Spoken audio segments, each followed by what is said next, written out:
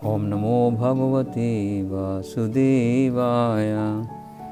Continue reading Bhagavad Gita as it is by A.C. Bhaktivedanta Swami Srila Prabhupada, chapter 18, text 21.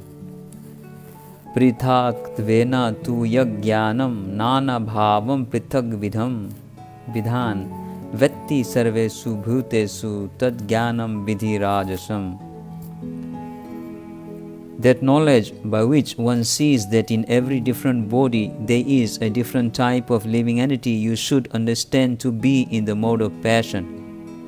The concept that the material body is the living entity and that with the destruction of the body the consciousness is also destroyed is called knowledge in the mode of passion. According to that knowledge, bodies differ from one another because of the development of different types of consciousness. Otherwise, there is no separate soul which manifests consciousness. The body is itself the soul, and there is no separate soul beyond the body. According to such knowledge, consciousness is temporary, or else there are no individual souls, but there is an all-pervading soul which is full of knowledge, and this body is a manifestation of temporary ignorance, or beyond this body there is no special individual or supreme soul. All such conceptions are considered products of the mode of passion. Yattu Krishna vad ekasmin karye saktam ahitukam atatvartha vad alpam cha tad tamasam udaritam. And that knowledge by which one is attached to one kind of work as the all-in-all without knowledge of the truth, and which is very meager, is said to be in the mode of darkness. The knowledge of the common man is always in the mode of darkness or ignorance, because every living entity in conditional life is born into the mode of ignorance. One who does not develop knowledge through the authorities or scriptural injunctions has knowledge that is limited to the body. He is not concerned about acting in terms of the directions of scripture. For him, God is money, and knowledge means the satisfaction of bodily demands. Such knowledge has no connection with the absolute truth. It is more or less like the knowledge of the ordinary animals, the knowledge of eating, sleeping, defending, and mating. Such knowledge is described here as the product of the mode of darkness. In other words, knowledge concerning the spirit soul beyond this body is called knowledge in the mode of goodness. Knowledge producing many theories and doctrines by dint of mundane logic and mental speculation is the product of the mode of passion. And knowledge concerned only with keeping the body comfortable in such to be and comfortable is said to be in the mode of ignorance. Niyatam sangha rahitam arag doesatah kritam afala prepsuna karma yattat satvikam uchyate. That action which is regulated and which is performed without attachment, without love or hatred, and without desire for fruitive results is said to be in the mode of goodness. Regulated occupational duties as prescribed in the scriptures in terms of the different orders and divisions of society, performed without attachment or proprietary rights, and therefore without any love or hatred, and performed in Krishna consciousness for the satisfaction of the Supreme without self-satisfaction or self-gratification are called actions in the mode of goodness. Yattu kamepsuna karma sahankarena va puna kriyate bahulayasam tad rajasam udaritam. But action performed with great effort by one seeking to gratify his desires and enacted from a sense of false ego is called action in the mode of passion. Anubandham aksayam himsam anapekshaya cha paurusam mohad arabhyate karma yat tad tamasam uchyate. That action performed in illusion, in disregard of scriptural injunctions, and without concern for future bondage or for violence or distress caused to others is said to be in the mode of ignorance. One has to give account of one's actions to the state or to the agents of the Supreme Lord, called the Yamadutas. Irresponsible work is destructive because it destroys the regulative principles of scriptural injunctions. It is often based on violence and is distressing to other living entities. Such irresponsible work is carried out in the light of one's personal experience. This is called illusion, and all such illusory work is a product of the mode of ignorance. Mukta sango anaham badi Driti utsaha samanvitaha siddhi asiddhayo nirvikara karta satvika uchate.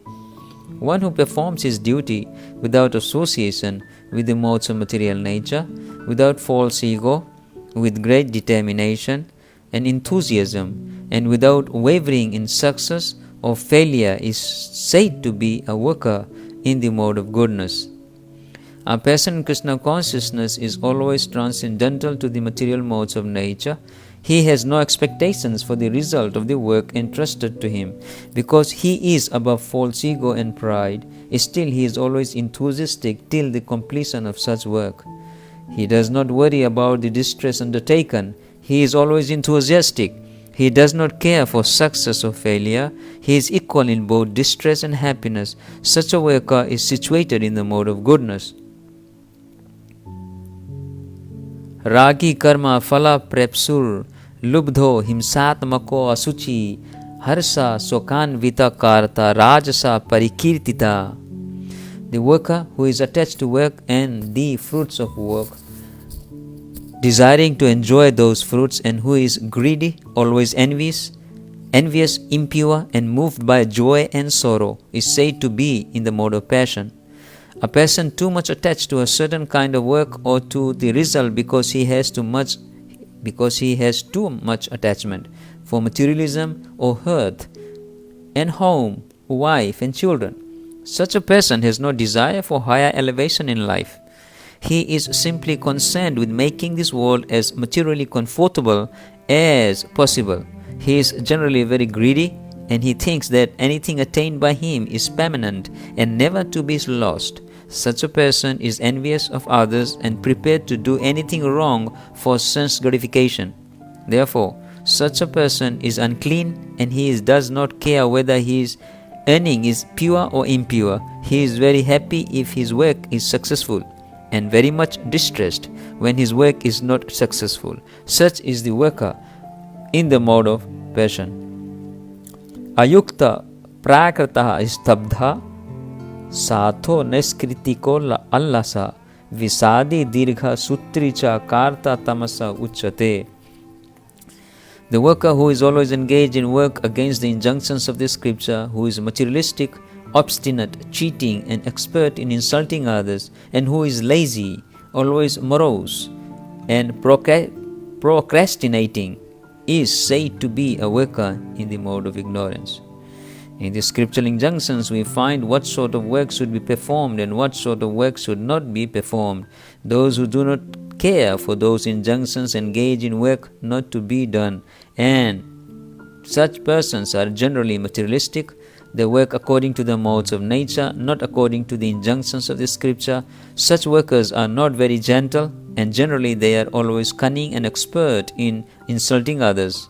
They are very lazy. Even though they have some duty, they do not do it properly, and they put it aside to be done later on. Therefore, they appear to be morose. They procrastinate. Anything which can be done in an hour, they drag on for years. Such workers are situated in the mode of ignorance. Buddher bhedam dhrites chaiva gunatas trividham srinu prochyamanam asesena prithaktvena dhananjaya. O winner of wealth, now please listen as I tell you in detail of the different kinds of understanding and determination according to the three modes of material nature. Now, after explaining knowledge, the object of knowledge, and the knower in three different divisions according to the modes of material nature, the Lord is explaining the intelligence and determination of the worker in the same way. pravritim cha nivritim cha karya kare bhaya bhaye bandham moksham chaya vetti buddhi sapartha satviki. O son of Pritha, that understanding by which one knows what ought to be done and what ought not to be done, what is to be feared and what is not to be feared, what is binding and what is liberating, is in the mode of goodness. Performing actions in terms of the directions of the scriptures is called pravritti, or executing actions that deserve to be performed, and actions which are not so directed are not to be performed. One who does not know the scriptural directions becomes entangled in the actions and reactions of work. Understanding which discriminates by intelligence is situated in the mode of goodness. Yaya dharmam adharmam cha karyam chakaryam yevacha ayathavam prajanati buddhi sapartha rajasi. O son of Pritha, that understanding which cannot distinguish between religion and irreligion, between action that should be done and action that should not be done, is in the mode of passion. Adharmam dharmamiti ya manyate tamasa prita sarvarthan viparitamscha buddhi sapartha tamasi. That understanding which considers irreligion to be religion and religion to be irreligion under the spell of illusion and darkness, and strives always in the wrong direction, O Pritha, is in the mode of ignorance. Intelligence in the mode of ignorance is always working the opposite of the way it should. It accepts religious which are not actually religions and rejects actual religion. Men in ignorance understand a great soul to be a common man and accept a common man as a great soul. They think truth to be untruth and accept untruth as truth. In all activities they simply take the wrong path, therefore their intelligence is in the mode of ignorance. Dhritya yaya dharayati mana pranendriya kriya yogena vyabhicharinya dhritti sapartha satviki. O son of Partha, the determination which is unbreakable, which is sustained with steadfastness by yoga practice, and which thus controls the activities of the mind, life and senses, is determination in the mode of goodness. Yoga is a means to understand the Supreme Soul. One who is steadily fixed in the Supreme Soul with determination, concentrating one's mind, life and sensory activities on the Supreme, engages in Krishna consciousness. That sort of determination is in the mode of goodness. The word ayabhicharinya is very significant, for it indicates that persons who are engaged in Krishna consciousness are never deviated by any other activity. Yaya tu dharma kamarthan dhritya dharyate arjuna prasangyana phalankankshi dhriti sapartha rajasi. But that determination by which one holds fast to fruitive results in religion, economic development and sense gratification is of the nature of passion. O Arjuna, any person who is always desirous of fruitive results in religious or economic activities, whose only desire is sense gratification, and whose mind, life and senses are thus engaged in the mode of passion. Yaya swapnam bhayam sokam visadham madam evacha na vimunchati durmedha dhriti sapartha tamasi. And that determination which cannot go beyond dreaming, fearfulness, lamentation, moroseness and illusion, such unintelligent determination, O son of Pritha, is in the mode of darkness. It should not be concluded that a person in the mode of goodness does not dream. Here dream means too much sleep. Dreaming is always present, either in the mode of goodness, passion or ignorance. Dreaming is a natural occurrence, but those who cannot avoid oversleeping, who cannot avoid the pride of enjoying material objects, who are always dreaming of lording it over the material nature, and whose life, mind and senses are thus engaged, are considered to have determination in the mode of ignorance. Sukham tu idanim tribidham shunu me bharatarshavaha abhyasat ramate yatra dukhantam cha nigacchati. O best of the Bharatas, now please hear from me about the three kinds of happiness by which the conditioned soul enjoys, and by which he sometimes comes to the end of all distress. A conditioned soul tries to enjoy material happiness again and again, thus he chews the chewed, but sometimes in the course of such enjoyment he becomes relieved from material entanglement by association with the great soul. In other words, a conditioned soul is always engaged in some type of sense gratification, but when he understands by good association that it is only a repetition of the same thing, and he is awakened to his real Krishna consciousness, he is sometimes relieved from such repetitive so-called happiness. Yat tadagre visameva pariname amrtopanam tat sukham satvikam proktam atma buddhi prasadajam. That which in the beginning may be just like poison, but at the end just like nectar, and which awakens one to self-realization, is said to be happiness in the mode of goodness. In the pursuit of self-realization, one has to follow many rules and regulations to control the mind and the senses and to concentrate the mind on the self.